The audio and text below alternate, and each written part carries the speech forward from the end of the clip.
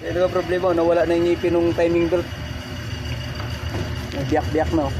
May nakakabit dun sa injection pump. Yun, nung naubos yung ngipin.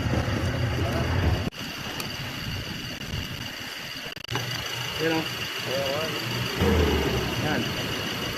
Ito ang nangyayari pag hindi ka napapalitan to. Timing belt. Dapat mga 80,000 kilometer dapat magpalit pa tayo dito. Ito ang nangyayari pag ito dito, naubos yung ngipin. Ang nasisira niya hindi ito, yung pwedeng bumuloktot yung balbula dito. Ito, maputput pa na yung belt na, no? Pagpud na po yan. Yung ba yun, yun ba? Ito. Pati yung... Ah, ang dami na,